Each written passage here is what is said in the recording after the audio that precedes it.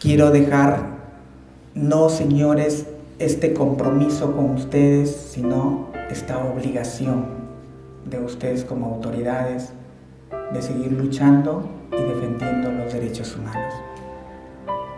Muchísimas gracias. Y un día Azul Rojas Marín logró que los representantes de todas aquellas instituciones del sistema de justicia peruano le pidan perdón. Policía, Fiscalía, Poder Judicial, instituciones que por definición nos protegen, pero que sin embargo a ella no solo le fallaron, también le hicieron daño, la maltrataron, la vejaron. Me merezco ser feliz, señores. En este acto y en representación del sector interior y de la Policía Nacional del Perú, vengo a reconocer públicamente la responsabilidad institucional y la disculpa del caso ante los lamentables hechos acaecidos en el año 2008. Y por ello, en nombre del Ministerio Público, reconocemos que nuestras instituciones fallaron en el cometido de garantizar sus derechos. Reconocer la responsabilidad y expresar públicas disculpas por estos hechos. No es un perdón espontáneo, pero es un perdón, al fin y al cabo, tan histórico como inédito. Llega 14 años de ardua lucha después. Un organismo internacional como la Corte Interamericana de Derechos Humanos de la OEA sentenció en el 2020 que el Estado peruano es finalmente responsable de la violación al derecho a la libertad e integridad personal, a no ser sometido o sometida a torturas, a la vida privada y de garantizar tales derechos fundamentales en la persona de Azul Rojas Marín.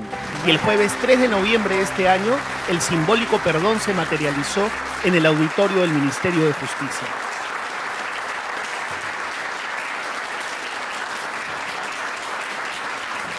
Definitivamente es un día histórico porque pocas veces hemos tenido la oportunidad de que el Estado reconozca. Y creo que es un avance sustantivo. Como alguien dijo, hace 10 años ni te imaginabas esto. Es histórico no solamente para Perú, es histórico para todo el mundo, porque es el primer caso en cualquier tribunal internacional de derechos humanos que trata el tema de tortura discriminatoria. Entonces, por eso tiene un significativo internacional, no solamente en Perú. Fue terrible lo que le ocurrió a Azul Rojas Marín.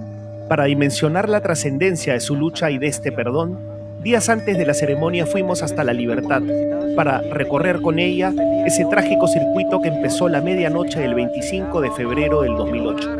La madrugada miserable en la que fue violada y torturada por 3 efectivos de la Policía Nacional. Azul por entonces tenía 26 años y aún no se definía como mujer transgénero. Era gay cuando fue interceptada por un patrullero de Casagrande en la carretera, regresando a su casa en el poblado de Loche, desde su trabajo vendiendo ganado. Un sereno me preguntó qué es lo que hacía y yo le dije que me estaba dirigiendo a mi domicilio. Entonces fue cuando bajó el policía, me pidió documentos, yo le dije que no los tenía, pero que los tenía en mi domicilio y que si ellos me podían, acompañar para yo poder identificarme. Y entonces él comenzó de frente a agredirme, primero con términos y palabras soeces y términos discriminatorios, que sí, que maricón, que esto. Comenzó a golpearme, entonces yo no me explicaba por qué lo hacía. Entonces, con el esfuerzo de los otros serenos, me subieron a la camioneta y me trasladaron ¿A la fuerza? Sí, a la comisaría. Ajá. Y ahí empezó... Sí, no, aquí empezó el calvario. Sí, de acá. Azul permaneció hasta las 6 de la mañana en la comisaría sin que se registrara su detención. Si bien lo que ocurrió allá adentro en esas horas oscuras fue lo peor, fue solo la primera etapa de este vejamen interinstitucional. Después de pasados los hechos, ellos lo trajeron por aquí. En este lugar, Azul fue torturada y violada. Uno de los 3 efectivos policiales le introdujo por el recto una vara de uso disuasivo conocida como cachiporra. Siempre ellos me decían, sí, maricón, cabro, te gusta la pinga, cabro, te gusta esto. Y así me tuvieron torturando toda. Fueron 3 policías.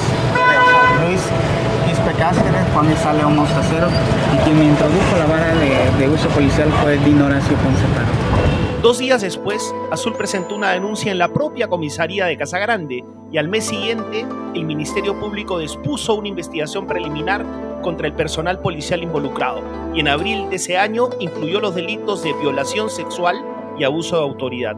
En mayo, Rojas Marín solicitó la ampliación de la denuncia para incluir el delito de tortura. Sin embargo, muy lejos de acoger su pedido, en junio de ese fatídico 2008, la Fiscalía más bien resolvió no proceder con la ampliación de la investigación. Vine y la doctora Reina Elizabeth Ruiz Guío se encontraba en ese ambiente. Yo ingresé y ella estaba leyendo un periódico, ella sentada, entonces yo le dije lo que me habían hecho, cómo me habían ultracado los policías. ¿Cómo estabas tú? Yo estaba con toda la ropa del día de los hechos que me habían ultrajado, porque yo vine al siguiente día nada más aquí, pero sin embargo ella dijo que no, pero fue la manera como ella volteó a mirarme, porque ella estaba leyendo y volteó así, me dijo, pero si usted es homosexual, ¿cómo le voy a creer yo? La apelación de Azul no prosperó, la Fiscalía también le falló, pero faltaba la última estocada del sistema. En enero del año siguiente, el Poder Judicial, por su parte, decidió archivar el caso, a pesar de pruebas contundentes como el examen del médico legista que constataba las serias lesiones en el cuerpo de Azul.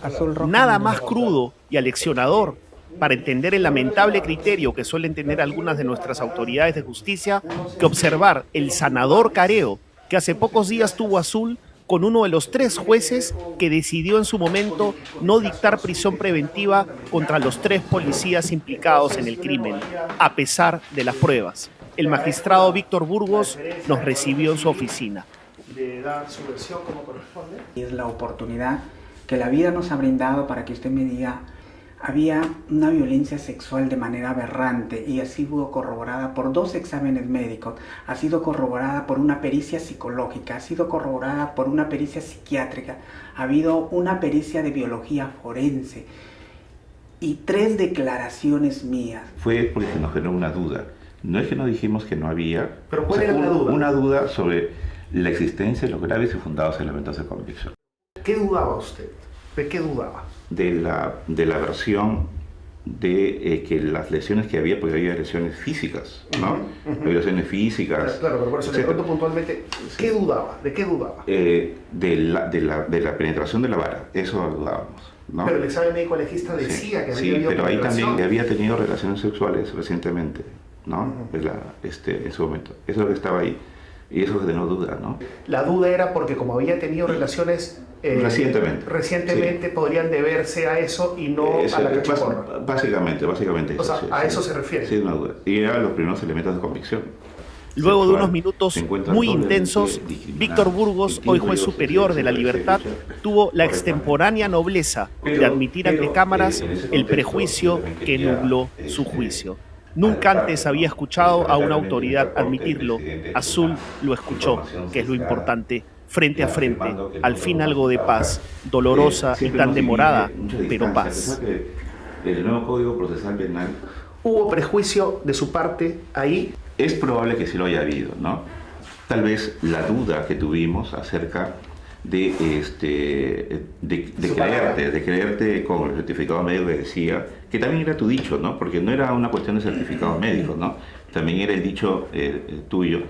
Entonces, esa situación probablemente era o fue un prejuicio, ¿no? ¿Cuál? ¿Respecto a qué? A la duda que había generado el hecho de que mantener relaciones sexuales podría, recientes o 4 veces al día, como decía el certificado, la data del certificado, podría haber generado la duda respecto de la presunta violación de los policías. ¿Y por qué le generaba dudas? El prejuicio era porque era una persona homosexual. El dato estaba referido a que había tenido relaciones sexuales con su mismo sexo. Es bueno que te lo diga. ¿No se sentía completamente libre usted de decir que sí hubo el prejuicio? Es altamente probable.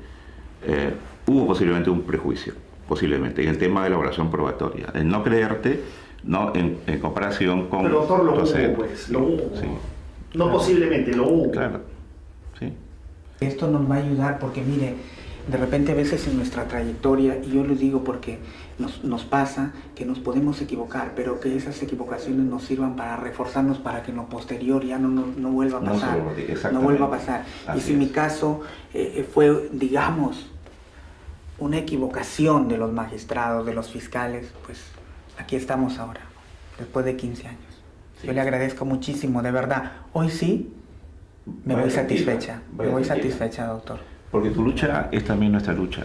Queremos erradicar la discriminación por razón de género. Y si es así... Es importantísima esa declaración, doctor. Sí. Muchas gracias. Muchas gracias. Es un hecho simbólico, porque es inusual, es atípico, es rarísimo que un operador de justicia admita que hay una situación de prejuicio, en este caso hacia Azul, por ser parte de la comunidad LGBTI. Eso es algo muy potente. No tenemos un antecedente parecido a eso.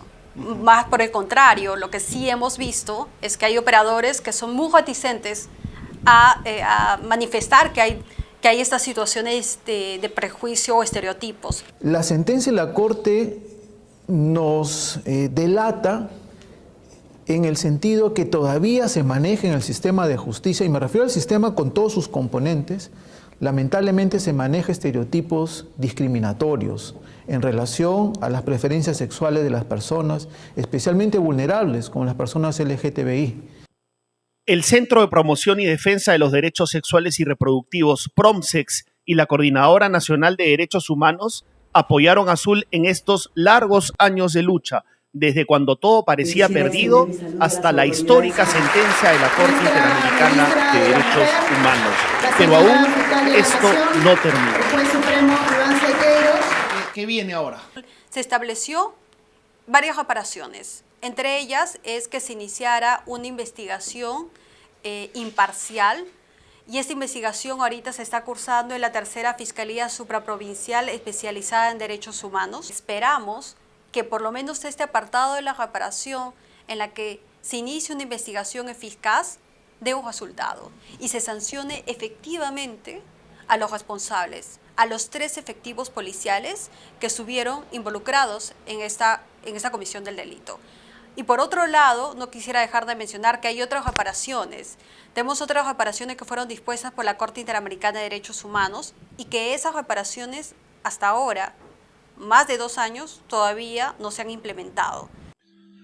A mitad de camino, lamentablemente, la madre de Azul, doña Juana Rosa Tantamarín, murió sin ver el triunfo de su hija. Pero fue otra mujer quien la acogió en su propia casa. Imposible no agradecer a la señora Luz Caridad. Y yo desde que vi a Azul, vi en sus ojos mucho sufrimiento, mucha tristeza, y desde que la vi sentí que tenía que ayudarla a ella, que apoyarla. Y agradecido con ella y toda su familia por todo ese cariño y todo ese apoyo que me brindaron. Felicitaciones, Azul Rojas Marín, nos quedamos cortos. Tu triunfo es el triunfo de toda la sociedad.